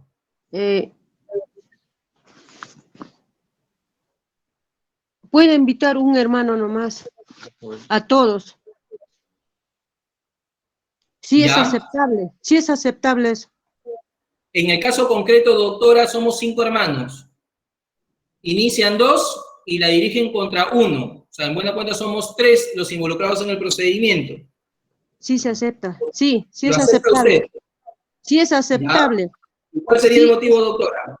La doctora anterior sostenía de que no era aceptable por lo que requería la presencia de los 5. Claro, pero para que lo citen a los 5. ¿Cuál sería su sustento de usted? Usted me dice que no. Es Perdón, para, usted me dice que sí lo acepta. Usted me dice que sí lo acepta. sí, es para reunirlos a todos, pues. ¿Ya? ¿Usted Y lo ahí acepta? se determina si están de acuerdo, sí o no. ¿Usted como conciliadora qué haría si ve que solamente 2 han postulado la solicitud, la dirigen contra un hermano? ¿Cuál sería su siguiente paso para usted? Porque somos 5. Deja constancia que no se presentaba. Deja constancia que no se presentaba. Se deja una constancia que han presentado los otros hermanos. Ojo, caso concreto, ¿ah? Caso concreto. Caso concurrente. Somos varios, solamente estamos unos cuantos. Yo, conciliador, advierto que somos más, pero la solicitud solamente ha sido presentada por unos cuantos y la dirigen contra otros cuantos, pero no son todos. ¿Qué hago yo como conciliador? ¿Cuál es mi siguiente paso? Al momento de calificar la solicitud, ¿la admito o no la admito? ¿O espero que la solicitud estén incluidos los 5? Por lo tanto, no la admito hasta que estén los 5. O solamente basta de que lo presente uno, lo presente 2 o lo presente la mayoría. Vamos a ese razonamiento porque Ya, estamos en en el momento de calificación de la solicitud. En ese caso, si en la primera citación no han estado todos los hermanos, de nuevo se les vuelve a enviar otra segunda invitación. Pero ojo, hasta aquí la solicitud no tiene a todos los hermanos. Usted ni siquiera conoce la dirección de los hermanos, porque las partes no se la han puesto de conocimiento a través de la solicitud. Usted ya reseccionó la solicitud inclusive y no advirtió de que habían 2 más. Pero usted después, cuando está analizando los documentos y quizás previa a la audiencia, advierte que son 5, pero solamente invitó a 3. ¿Qué hacemos ahí? Doctor. Y si se actúa con los amigos, ¿puedo participar? Doctora, con todo gusto. Sigue usted. A ver, doctor, yo como conciliador tengo que advertir a las partes solicitantes que deben estar los 5 involucrados, porque si no, esto no va a surtir efecto. Ok. Necesariamente tengo que esperar que la solicitud esté firmada por los 5 o que los 5 hermanos concurran a la audiencia de conciliación. Solamente así admito trámite de la solicitud. ¿Correcto? Esa es la posición de usted. Así es. Ok. Así es. Más opiniones, porque ojo, caso concreto, caso recurrente. Y estamos ahorita como conciliadores nosotros, y estamos elaborando una solicitud de conciliación. Me ha venido a tocar la puerta del centro un grupo de hermanos que quieren hacer la división y partición del bien, pero me doy cuenta que no son todos los hermanos, solamente un grupo de hermanos. ¿Qué hago yo al advertir tal situación? Si no están Lo notifico, no lo notifico, califico y digo lo rechazo.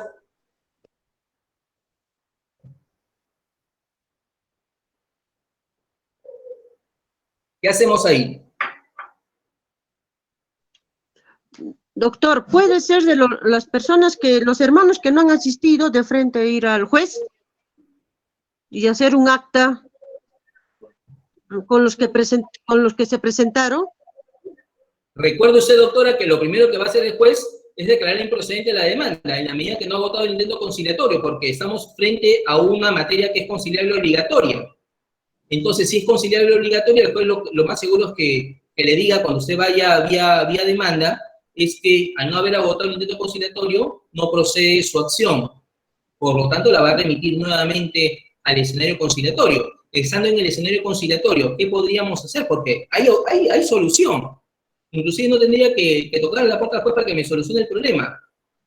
Yo podría darle solución al tema. La pregunta es cómo. Y lo que yo estoy haciendo, lo que estamos tratando de hacer en esos momentos es un ejercicio orientado un poco a cómo podríamos actuar en un escenario conciliatorio cuando estamos frente a estas situaciones concretas y que son, de alguna forma, conocerlas son elementales para evitar futuras sanciones, porque imagínense, yo rechazo, yo admito, según el supuesto en que me encuentre, y las partes, si consideran que me he equivocado, me pueden denunciar ante la DSMA, que es la Dirección de Conciliación Extrajudicial, por mala práctica en el ejercicio de la función conciliadora.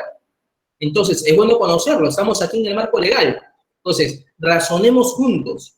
¿Qué haríamos? Porque una buena práctica de la función conciliadora, un buen ejercicio, nos va a llevar, de alguna forma, a evitar sanciones al centro y a nosotros como conciliadores.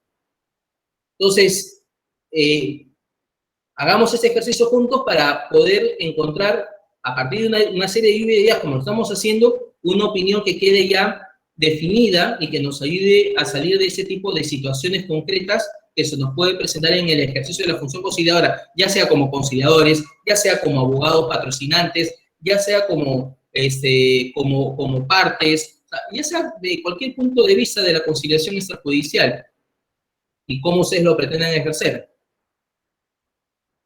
Pero ¿qué haríamos? Hasta ahora se han dado posiciones muy interesantes.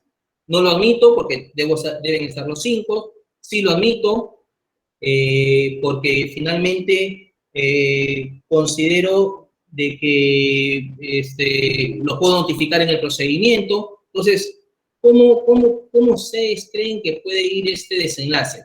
Y ahí yo vuelvo a recalcar algo importantísimo, Es importante de que empecemos a evaluar las pretensiones de cara también a lo que es nuestro marco sustantivo, ¿sí? Porque hay que entender una cosa, nosotros escapamos de los procedimientos de la norma adjetiva, porque lo que busca la conciliación extrajudicial es convertirse en una opción a todo lo burocrático que representa el Poder Judicial y todo su procedimiento riguroso. Pero eso no soslaya de que nosotros no tengamos que examinar las normas. O sea, ciertamente la conciliación pretende apartarse de la función jurisdiccional, sí, pero tampoco no desligarse por completo, porque de lo que nos apartamos es de la parte adjetiva, de la parte procedimental, de lo rígido que es el procedimiento, sus plazos, sus etapas. Pero nos quedamos con la esencia del procedimiento, es decir, sus conceptos, sus elementos, sus presupuestos, y eso es lo que pretendemos analizar aquí, y que es importante también para el manejo de una audiencia de conciliación, porque hemos comentado hace un momento, la conciliación no se analiza solamente desde el marco de especialidad, que es nuestra ley de conciliación y su reglamento y sus directivas que la regulan. También lo hacemos de la mano con todo el sistema normativo que complementa el aparato de justicia. Entonces, ahí viene el Código Civil, la norma de especialidad, entre otras. En ese escenario, doctores, ¿cómo analizo la división y partición? ¿Qué me dice la norma sustantiva? Y ojo, y yo los invito, cuando ustedes ya estén en esos casos concretos, a hacer el mismo trabajo, la misma operación que vamos a hacer ahora, que estamos haciendo hasta ahora. Lo primero que es ir al corazón de lo que se está discutiendo, analizar las pretensiones, analizar los pedidos. Entonces, el marco sustantivo de los pedidos nos va a remitir a la ley de especialidad, que en ese caso es el Código Civil, ¿correcto? En el caso de la división y partición del Código Civil, ¿qué sostiene?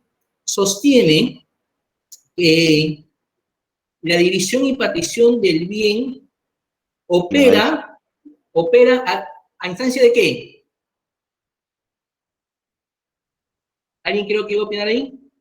Antes que lo diga yo.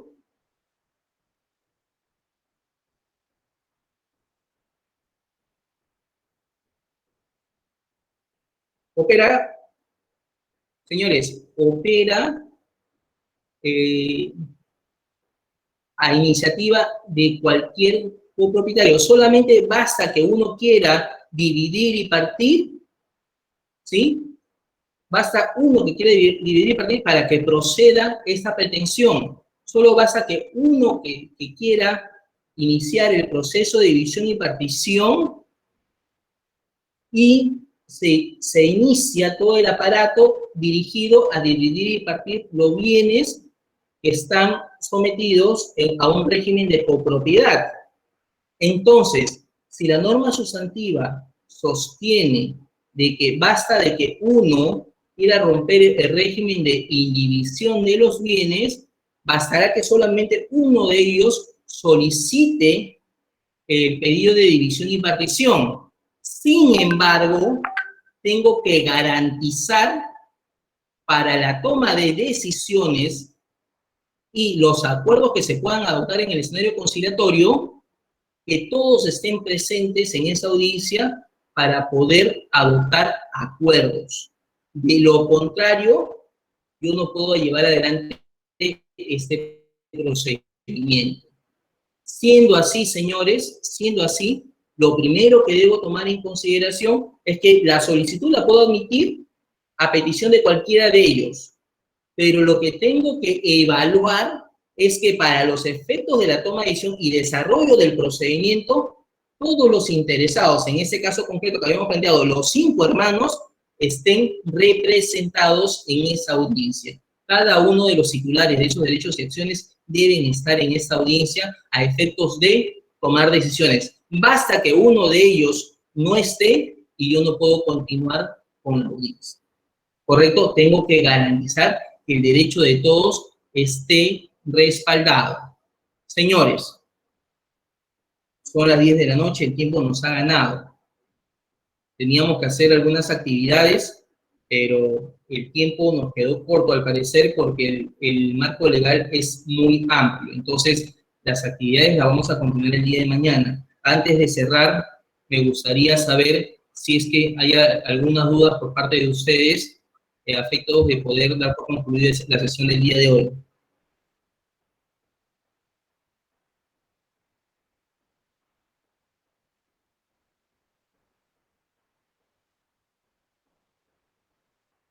Abro micrófonos. Doctor, si no se presentan los 5 hermanos, el acta se presenta como si no se pusieron de acuerdo. A ver, una pregunta muy interesante. ¿Qué pasa si yo convoco a la parte invitada y una de las personas que integra la parte invitada no concurre? ¿Qué tipo de acta tengo que emitir? ¿Emito un acta por falta de acuerdo? ¿Emito un acta con acuerdo total, acuerdo parcial, falta de acuerdo, decisión debidamente motivada, o inasistencia de ambas partes, o inasistencia de una de las partes? ¿Qué dicen ustedes? Acuerdo parcial. Acta de inasistencia. Inasistencia de ambas partes, inasistencia de una de las partes. Inasistencia de las partes. Acuerdo parcial sería. Hay que entender una cosa, doctora, con relación al acuerdo parcial o al acuerdo total. Hablamos de acuerdos cuando las partes están constituidas válidamente y de forma efectiva en la a la audiencia de conciliación, y ellas han promovido bajo su propia voluntad y el consenso sus acuerdos. La pregunta que cae de madura: ¿podríamos hablar en ese caso concreto de un acta con acuerdo parcial si una de las partes que integra la parte invitada no se ha constituido al centro de conciliación? No, doctor. No procede ese acta, puesto que un acuerdo parcial se hace entre 2 personas, no una sola. Doctor, sería un acuerdo un acta por inasistencia, porque no podría haber un acuerdo porque no están las 5 personas reunidas. Vamos a ponerlo para que se entienda mejor, porque quizás... A ver, vayamos en el siguiente ejemplo. una parte solicitante, 4 partes invitadas. ¿Sí? 4 partes invitadas, una parte solicitante. Se promueve la conciliación, se invita a la parte solicitante y se invita a las partes invitadas. ¿Sí? Pero de esas 4 partes invitadas, no asiste una. ¿Sí? Se invitan a 4, pero una no asiste. ¿Qué acta, en el caso que corresponde emitir acta, porque ya vamos a ver una serie de variantes, qué acta corresponde emitir ahí cuando una de las partes que conforma la parte invitada no asiste? El acta por inasistencia de una de las partes. Correcto. Si una de las partes que conforma, ya sea la parte solicitante o la parte invitada, no concurre, se debe entender que no es que no concurre la persona, sino que no concurre las partes que representan la parte invitada. Por lo tanto, en ese contexto, la parte invitada está conformada por 4 personas. Al no asistir una de ellas, se entiende que la parte invitada no ha concurrido válidamente. Y lo que se tiene que emitir ahí, en el caso que nos corresponde emitir acta, porque pueden haber otras variantes, y estemos ya en el acto de emitir las actas, es un acta por inasistencia de una de las partes, dejando expresada en el acta las partes que han concurrido y la parte que no ha concurrido. En ese caso, no se prosigue la audiencia en la medida que la parte invitada, que está conformada por 4 personas, no ha concurrido válidamente al procedimiento conciliatorio. Entonces, esa acta será documento suficiente para que ellas puedan concurrir válidamente a la instancia judicial para hacer valer sus derechos. Otra consulta antes de dar por concluida el día de hoy, la sesión.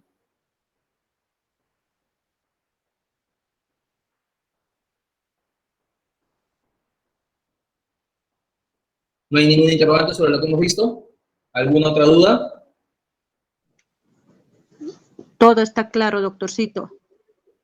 Listo, doctores. Si no hay más dudas, no hay más interrogantes, nos vemos el día de mañana a la misma hora.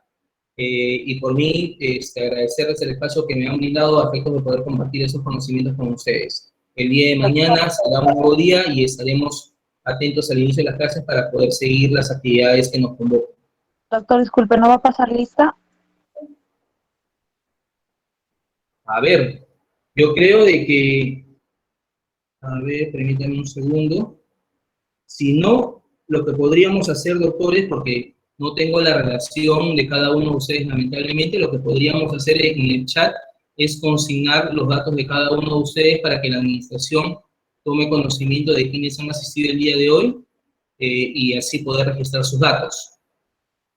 ¿Sí? Además, entiendo que la doctora Karina y el doctor Paul también están enlazados y me parece que ellos quizás ya han hecho un registro de cada uno de ustedes.